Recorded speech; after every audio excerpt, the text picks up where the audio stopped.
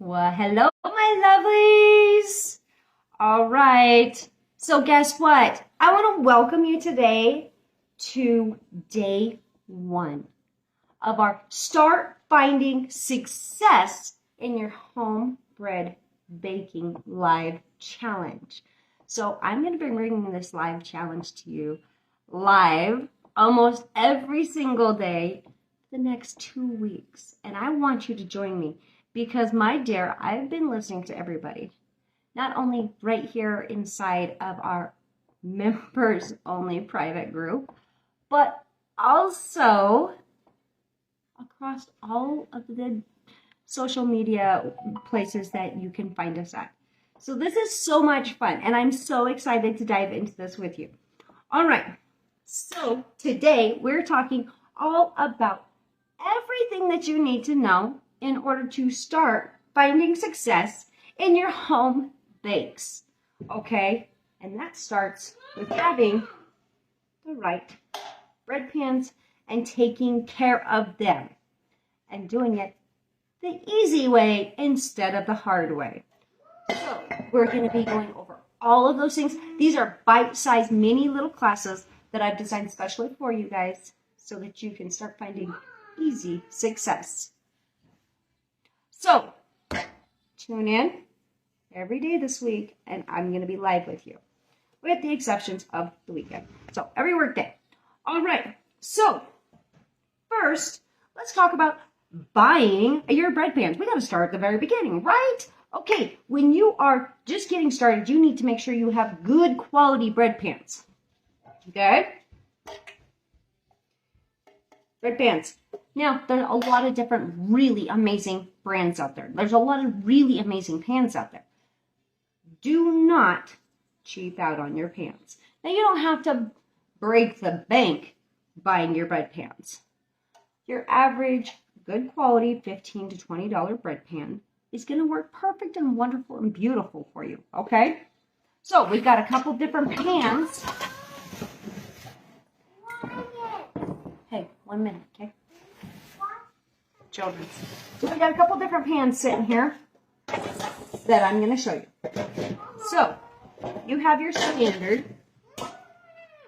metal tin blackened bread tin. Now you can buy them already blackened. This one already came to me blackened. This one is one I've blackened my own. And you can still see there's still a little metal color there. And that is okay. That is completely normal. Can you give me 5 minutes? 5 minutes, and then I will be out of your hair. Okay? Okay. Live children's. Yeah. Busy parents. Oh, we're doing it. Okay. So next we have a glass bread tin. Okay? Glass bread tins. When you're getting a bread tin, make sure you get one that's got good handles on it. And a little lip right here is really actually handy. Now, you're not going to be getting this with your fingers because you've got hot pads and everything else on. But that little lip actually helps it from sliding out of your hot pads while you're pulling it in and out.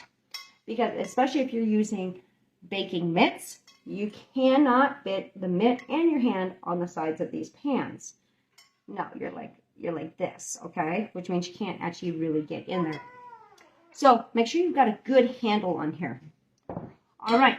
Another thing, a slightly sloped edge on a glass pan is highly suggested. Glass pans require different care than a metal pan. All right. Then you have bread tins like this that are multi-purpose. So this is actually a meatloaf pan slash a bread loaf pan. A meatloaf pan and a bread pan are the same size, my dears. Don't be afraid to use them for multiple purposes. Oh, wonderful! But this does not come blackened. This does not come pre-conditioned. Now, do not buy pans with Teflon. Teflon's horrible, okay, guys? It's not good for you, and it comes off insanely easy. You also have enamel pans, and you also have cast iron pans. Enamel ones are great too. And you can use the same process to get your pans ready as I'm going to show you in this class right here, right now. Okay, so enamel pans, cast iron pans, wonderful. Here's the catch though. I don't suggest glass pans and I don't suggest cast iron pans. Cast iron pans, it's sheerly because of the sheer weight of it. It's really heavy, which increases your chances of dropping it when you're taking it out or burning your countertop because there's so much metal there and it holds that heat in after you pull it out. It's insanely hot, and if you don't get it on your hot pads just right, you run the risk of burning your counters. So cast irons are not my favorite for bread baking because they're obnoxiously heavy for pulling your breads in and out of the oven. Okay, glass pans, same thing. They're heavy. You don't want a heavy pan, okay?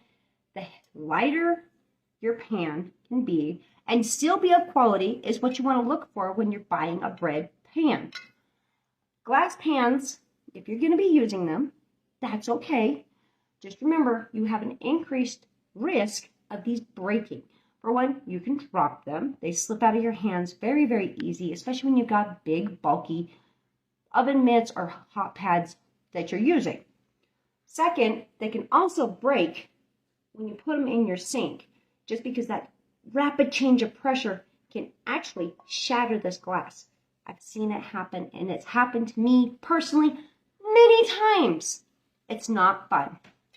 I've even had these break on me because there was a little tiny bit of water on my counter, and I didn't know it, and set it down on my counter, and it splitting in two and sending glass shards into my fresh baked bread. You don't want that to happen. I don't suggest glass pans. But if you're going to, this is how you keep your bread from sticking in them, because they are an amazing pan, okay? I'm not knocking them. I'm just giving you the warnings on it. Okay, so how you use a glass pan versus a conditioned metal pan is make sure you grease this heavily.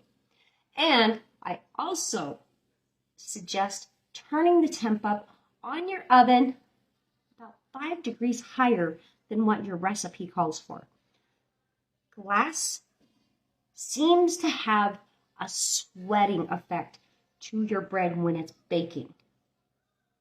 Don't ask me why, but it does. So it needs a slightly higher temp in order to bake it at the same rate. Now you don't want to bake it too fast because you don't want to dry your bread out or, burn it before it's actually done. Just turn your temp up about 5 degrees, okay? And if you're going to be baking with metal and glass at the same time, put your glass pans on the outside edges of your oven and rotate them this way so that they evenly bake halfway through your bake. Okay? That's how you do it. And when your bread's done in a glass pan, this is a handy little tip. You know when it's done because it will no longer be stuck to the edges of your pan. If it's still stuck to the edges of your pan, your bread is not done baking. But you also have to have enough grease in there. Glass requires more grease in your pan to keep your bread from sticking. It's also very difficult to get stuck bread out of a glass pan. Whereas a metal pan, a normal tin, has just a little tiny give down here on the bottom. So you can actually pop this and work it loose from the inside out without having to go through and saw it out with a butter knife and forks and spatulas. You name it. We've all been there. We've all done it. We've all tried it. How do you get it out of the pan when it's glued to it, right? Generally, if your bread is sticking to your pan, it's because it's not done baking. Okay? Or you didn't put enough grease in there. Okay? Grease, it's important. Okay, so now we're going to move on to how to care and condition these pans, my loves. Okay, so with glass, yes, you have to scrub it all the way up. Now, yeah, you could condition your glass pan, but it's not going to really work the same as on a metal pan. And then your pan is always going to look horribly dirty. Even though it's not actually dirty, it's just the baked in grease that you want there to make it easy for your bread to come out. But it's gonna look horrible, like you're a very messy housekeeper or baker or something. And unfortunately, when it comes to food, looks actually are important. So unfortunately, it's not really a good option to do with a glass pan. Now, to create a conditioned pan, it's actually very simple. Now, I'm going to tell you a slightly different version than what you can actually find out there on the general media. So there's a variance in the temperature that they tell you to set your ovens to. Generally, it's somewhere around 200 degrees, and for like maybe 5-10 minutes in the oven. I live in the Rocky Mountains, so I think it's the elevation up here and our ever-changing weather patterns that we have, because it's unpredictable. The weather is insane out here. It changes by the minute. You can have beautiful sunny day, a beautiful sunny sky 1 minute, and a few minutes later, I mean, it is just a massive downpour of rain or hail or massive blizzards, or you never know. You can go from the coldest day on record for that time of year to the hottest day of the year on record the following day. It's insane out here. So what I'm going to suggest is different than what you find for other coaches and teachers and like homesteaders and preppers and all that go into bread baking. I'm going to tell you different than they do, okay? Because this is what I found works in my situation. So the 200 degrees for 5 to 10 minutes may work beautiful for you. Give it a try. I'm not mocking it. It just doesn't work for me here, okay? Don't ask why. It just doesn't. And I think it's the elevation. So I have this one ready to go in. Now you can't actually see it, but there's a very, very thin grease line in this pan. So I'm going to be putting this in so that it can condition, so I can bake that grease into the actual metal itself. Okay, now I want to tell you what I'm doing here. So I just got done greasing this one. This one, I've already started the conditioning process of. So this is just one of my roasting pans, okay? And I needed to do it, and what a wonderful time to do it than right here, right now with you all, because you have been asking how to do this, okay? So this pan was originally a Teflon coated pan. I know, don't buy Teflon, okay? I've had this pan for many, many years. I scraped the Teflon out of the bottom because I didn't want it there, and literally it comes up like, it doesn't take anything to take Teflon out of a pan, okay? It comes right out. But as soon as you do, you have to get the pan conditioned. And if your pan ever goes through a hard scrubbing, or somebody puts it in the dishwasher, you're going to have to recondition those pans like ASAP, okay? Especially in a case this pan, because it will start to rust. Rust is not a good thing, okay? No rust, all right? So what we are doing is blackening and conditioning our pans. So when you do go through to clean your pans after they're conditioned, this is for your metal pans. After you go through and condition them, you have to clean them a little different. So you can actually clean them with just hot water. Just wipe them out with hot water, fresh from the oven, okay? Just let them cool down enough that you can comfortably touch them, but they're still warm. Not hot, but warm, okay? And they'll clean up in a breeze. Now, this is kind of up to you. This is kind of one of those controversial aspects, okay? So you do you. But if you feel more comfortable using soap, all you do is just add 1 or 2 little tiny dots of soap to your scrubbing instrument, preferably a rag or the such. Never use a scrubber never use a scrubber on a conditioned pan, because if you scrub on this, you're going to pull all that conditioning off. That's a bad no-no. It's a horrible recipe for disaster for your pan, and it's going to start burning and sticking everything to it, okay? So, put my sleeves up, because it's cold out here. It's really cold. It's winter time, y'all. So, long sleeves required. Okay, so I'm just going to take my lard that I have right here. Now, you can use multiple different fats to do this, to grease your pan, okay? Use a grease that doesn't spoil though. So I don't suggest using bacon grease or butter, okay? Yes, the old timers, they used bacon grease, but they were using these pans literally like 3 times a day, okay? Preferably not greases that go rancid. Lard doesn't go rancid, okay? So just pick a good grease that doesn't doesn't spoil, okay? So, okay, actually before I get ahead of myself, I'm getting ahead of myself. All right, so this pan, you see some little streakies in there. So this pan has already gone through 2 conditionings, okay? But we're not done yet. This pan's not ready yet. So when I rub my fingers down this is not greasy, okay? A conditioned pan should not feel greasy. But, turn it up. So back here, it's very, very smooth. My fingers don't stick to it, okay? I turn it over here where I've started the conditioning process. There's a little bit of a stick. Now, not a lot. This literally feels just like rubbing your fingers down a plane of glass. So, literally, it feels just like rubbing my fingers on my glass window over here. There's just a little bit of friction that makes your fingers stick to it. It's not sticky. There's just a little bit of friction there, okay? That is what conditioned pans feel like. They're not greasy. Okay? So, you can see some of the streaks in here where the grease went on just a tiny touch thicker. That's okay. It doesn't have to be perfect. It doesn't have to be unison.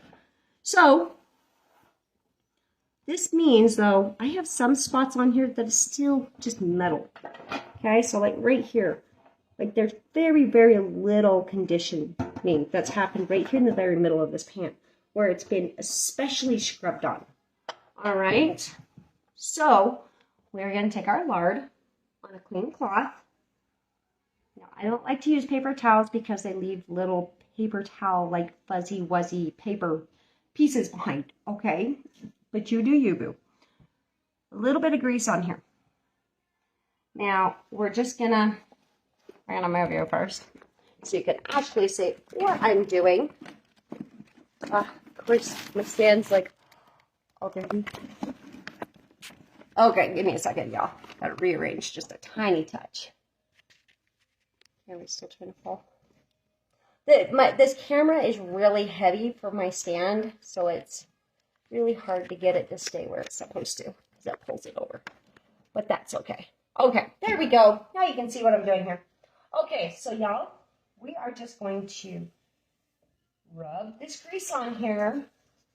And we're not putting it on thick, but we are going to go through and really rub it into the metal, okay? Really rub it in, okay? You don't want any missing spots, and you want to have the grease in here as even as possible. Now, I gotta turn a little bit so I'm in the light. I can see this one spot is just needing a touch more than the rest of it. Okay, so this is what it looks like. All right, now one more step, because we do not want a sticky pan. Sticky is not what we want. So we're gonna fold this over just a little bit and use a dry side to this cloth. And now we're going to wipe up some of this extra grease. Just a little bit. And we're not going to be afraid of bringing this up the sides too. So I'm going to go all the way around. Yes, honey. No making food. No, I'm teaching. Teaching? Yeah. Can you see the camera up there? You gotta duck your head down. You scooch down, and you can see. There you go. You want to wave and say hi? You don't have to if you don't want to. She recently gave herself a haircut, y'all. So, okay, so we went all the way around here, but now this is a little too thick. If you put the grease on too thick, then it's going to leave you a sticky, greasy pan. We don't want sticky and greasy. So once again, we turn this over and we wipe out that extra grease. We want the tiniest, thinnest layer possible to it. So these two pans are ready to go in. And we're going to go do it like right now. So, my camera will stay falling over. All right, bring it back in here. I can't see this. Okay, hang on. Okay, so we're going to go put these in our oven.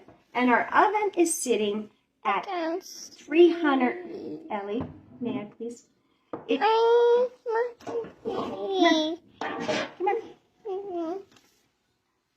So our oven is sitting at 350 degrees. This is where I have to condition my pans at, where they don't condition. What we're doing, we're going to put it in there for about 10 minutes, like the normal suggested time frame. And we are going to be looking for that grease that that very thin layer of grease that we just put in here to start smoking. We don't want it rolling in smoke. We don't want to burn our pans. We just want that grease to start smoking in there, just a little bit. When it does, we're going to pull our pans out. So, without further ado, let me throw these in. I have my oven already.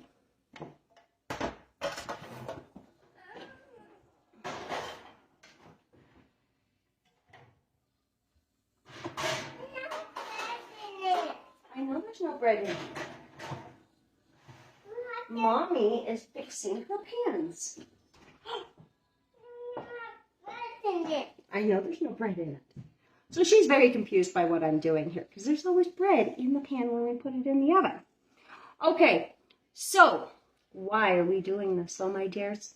Because our pioneer ancestors, our grandparents, in some cases our own parents knew the secret to be successful in baking homemade breads was from a good blackened pan, okay? A good blackened pan is well conditioned. Can I set you down? Thank you. Which means that grease is baked into these pans and it is continuously added to. When we wash our pans, we don't scrub them. All we do is basically get rid of any existing remaining residue from the bake itself. Every time you wash your pan, there's going to be the tiniest little thin layer of grease left behind. Okay? Which means every time you put this tin back in the oven again with another loaf of dough in it, it's going to continue to condition your pan. So you can do this on the fly, just using your actual bread baking as your conditioning process.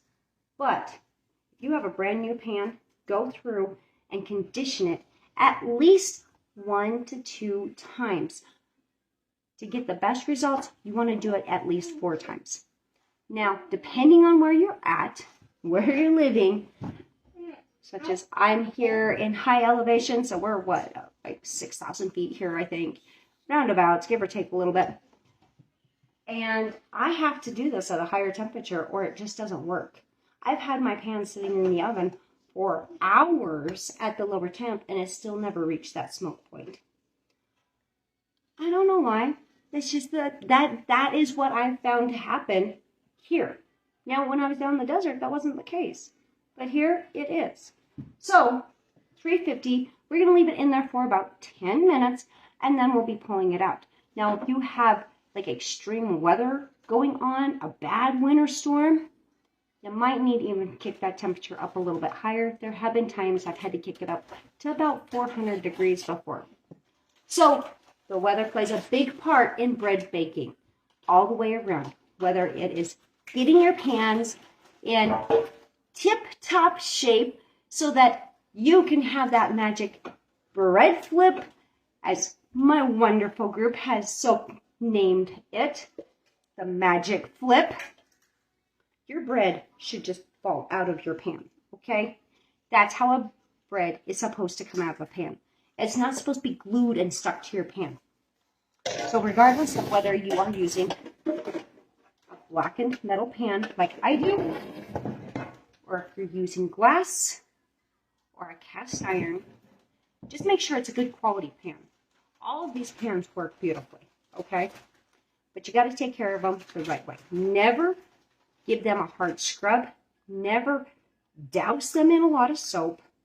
Never, ever, ever put a pan in a dishwasher, because it will remove any conditioning you have on that pan, whether it's enamel coated or it's a metal pan or a glass pan. It's going to remove all that beautiful conditioning on it, okay? I want you to start finding success today. And if you love this and you want more, then my dear, I want you, where is it?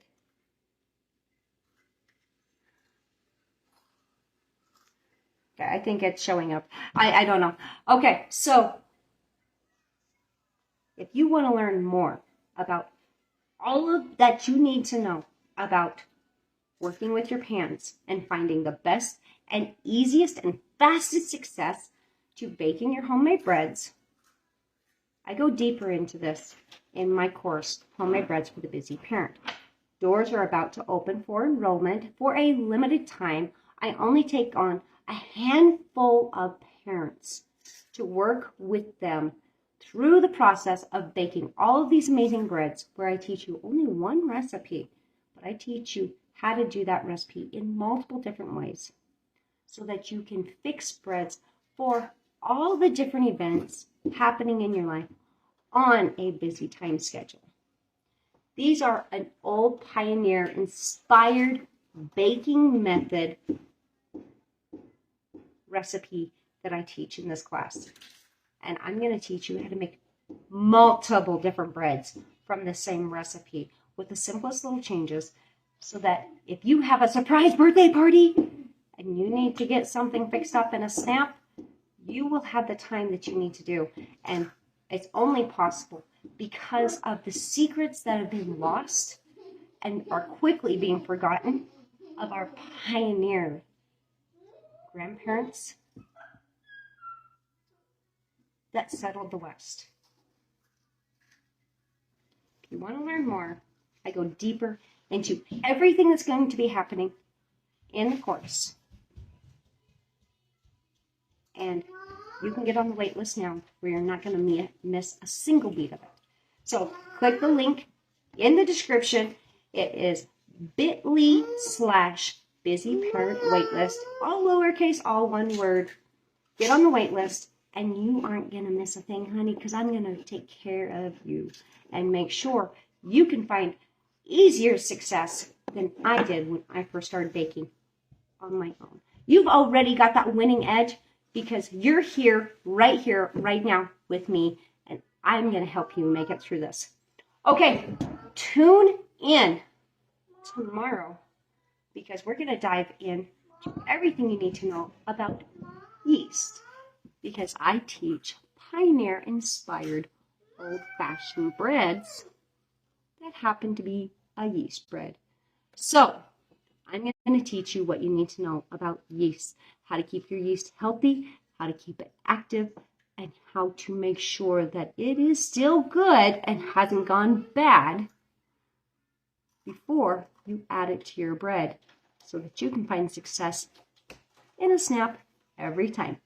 All right? Make sure you like, love, and comment on this video. And if you want a shareable version, swing over to our main page and we will have the links over there for everything, including the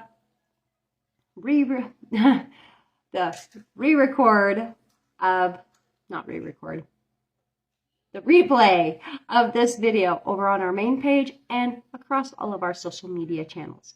All right, my dears, help us get the word out so that we can help as many busy parents that want to learn how to make homemade breads in an easier and a faster method than we have all been trying to struggle through, where I answer all of your questions and just make it fun again. All right, we'll see you tomorrow.